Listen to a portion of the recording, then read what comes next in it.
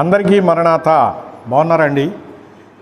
మహాపరిశుద్ధుడు సృష్టికర్త అయినటువంటి దేవాతి దేవుని యొక్క కృపా ఒడిలో మనమంతా ఉన్నాము కనుక మనమందరం బాగున్నామని నేను తలంచుకుంటూ ఉన్నాను. మీ తలంపు కూడా నా తలంపుతో కలిసి దేవుని మహింపరచవలసిందిగా కోరుకుంటా ఉన్నాను. ప్రియమైన స్నేహితులారా, దేవుని మహాకృపను బట్టి ఇక్కడ లేఖనములో ఉన్న విషయాన్ని బట్టి ప్రభుని గౌరవించి గణపరుచుకుందాం. ఆ లేఖనములో ఉన్న దీవెన మనం అందుకుందాం. ప్రియులారా, మరి హోషియా గ్రంథమును మనం చూసినట్లయితే 11వ అధ్యాయము 4వ వచనములో సర్వోన్నతులకు ప్రభు ఇలా సెలవిస్తూ ఉన్నారు. చూడండి ఒకసారి. ఒకడు మనుషులను తోడుకుని పోవునట్లుగా స్నేహబంధములతో నేను వారిని బంధించి ఆకర్షించి తిని అంటూ ఉన్నారు. ప్రియులారా, దేవుని యొక్క మహాకృప ఇక్కడ మనము చూడవచ్చును. హోషియా ప్రవక్త గారు జీవించిన కాలమందు ఆనాడు దేవుడు ఏర్పాటు చేసుకున్న ప్రజలను ఇశ్రాయేలులకు ఉన్నటువంటి దుర్గతి నుండి వారిని దేవుడు కాపాడు నిమిత్తమై ఈ మాట ఆయన సెలవిస్తూ ఉన్నారు. ప్రియ స్నేహితులారా, ఒకడు మనుష్యులను తోడుకుని పోవునట్లుగా స్నేహబంధములతో నేను వారిని బంధించి ఆకర్షించితనని చెబుతున్నాడు. ఆ కాలమందు ఒక దేశం మీదకి మరొక దేశము యుద్ధాలకు వస్తూ ఆ రాజులైనటువంటి వారు ఒకరిని ఓడించి ఒకరిని జయిస్తూ ఉండేవారు.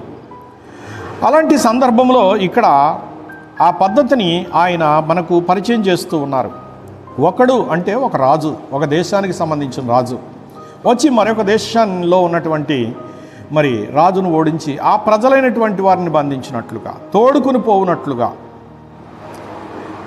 అని ఉదాహరణ చూపిస్తూ ఆ రాజులు ఎలాగంటే విజయోత్సాహంతో, విజయ గర్వంతో దాసులుగా తీసుకుని పోతారు ఓడిపోయినటువంటి రాజ్య ప్రజలను, బలాఢ్యులను, సొమ్మును, సొత్తును. కానీ ఇక్కడ ప్రభు ఏమని సెలవిస్తూ ఉన్నారంటే, ఆయన తన మహాకనికరం కలిగిన కృపను బట్టి స్నేహబంధములతో అన్నారు. ఇక్కడ ఈయన తీసుకెళ్ళేది స్నేహబంధాలతో తీసుకెళ్తారట. నిన్ను విడిపించి ఆయన స్నేహబంధములతో నిన్ను తీసుకుని ఆయన తోడుకుని వెళ్ళివారై ఉన్నారు అని చెప్పేసి ఆయన సెలవిస్తున్నారు. స్నేహము ఆపద తలపెట్టేది కాదు. స్నేహము సహాయము చేసేది, బాగు కోరేది, మేలు కోరేది. గనుక దేవుని యందు విశ్వాసం ఉంచినటువంటి మనము పాపములతో బంధించబడ్డాము. శత్రువులు అనేటటువంటి పాపములు, శాపములనే పాపములు, లేక దయ్యములు అనేటటువంటి పాపములు, వాటికి లోబడిన మనుషులు ఉన్నటువంటి వారి వలన శోధించబడుతున్నటువంటి పాపములు, శోధనలన్నింటి నుండి కూడా మనలను విడిపించి, వాటన్నింటినీ జయించి మనలను విడిపించి ఆయన ప్రేమ బంధములతో మనలను తన వెంట ఆయన తోడుకుని పోవారై ఉన్నానని ఈ లేఖనంలో ఆత్మీయ అర్థాన్ని మనం తీసుకుందాం. ప్రియులారా, ఇలాగును ఆయన మనలను తోడుకుని పోయి స్నేహబంధములతో ఆయన మన కొరకు సిద్ధపరిచినటువంటి మహాధన్యతలు, ఈవులు ఆయన ప్రసాదించేవారుగా ఉన్నారు. కనుక వాటిని మనము తల వంచి గౌరవించి స్వీకరించవలసిన వారిగా ఉన్నామని మీకు తెలియపరుస్తున్నాను. ఎందుకంటే ఆయన సర్వశక్తివంతుడు, మన స్నేహాన్ని కోరుకుంటున్నటువంటి వాడు, మనకు ఈవులు అనుగ్రహించనై ఉన్నవాడు. మన మీదనున్న కాడిని ఆయన విరుగుగొట్టి మన బంధకములన్నింటి నుండి మనల్ని విమోచించువారై ఉన్నారు.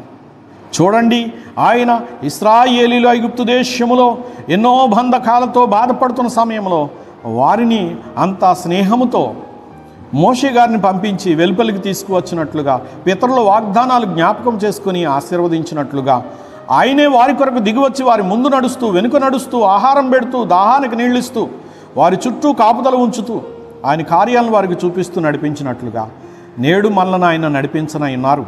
ప్రియమైన స్నేహితులారా, ఆయన స్నేహాన్ని మనం కోరుకునే వారిగా ఉండాలి. ఆయన స్నేహాన్ని మనము ప్రేమించేటటువంటి వారిగా ఉండాలి. ఆ స్నేహ బంధనములలో మనము నిత్యము నిలిచేటటువంటి వారిగా ఉండాలని ప్రభు తన స్నేహాన్ని ప్రకటిస్తూ ఉన్నారు.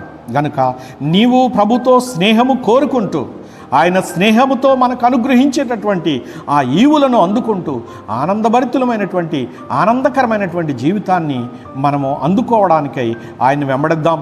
అట్టి కృప ప్రభువారు అనగా యేసుక్రీస్తు ప్రభువారు మనకు దయచేయును గాక. ఆమేన్. చిన్న ప్రార్థన చేసుకుందామండి. మహాపరిశుద్ధుడా, సర్వాధికారి యేసు ప్రభు, ఇదిగో నాయన, నన్నును, నా జనులను, భక్తులను, లోకమందున్న సర్వమానవులను ప్రభు నీ యందు నిరీక్షణ ఉంచిన బిడ్డలను ప్రభువా బంధకముల నుంచి విడిపించి స్నేహబంధనములతో నీవు వారిని నిరంతరం నడిపిస్తూ ఫలభరితమైన ఈవులు ధన్యతలు ప్రసాదించి బహుగా ఫలింపజేసి ఘనతను పొందమని నా నామమున నన్నేమడిగిన చేతులను సెలవిచ్చిన యేసు ప్రభులు వారి దివ్య సముఖమున సమర్పించి వేడుకుంటున్నాను పరమ తండ్రి. ఆమెన్. అందరికీ మరణాత.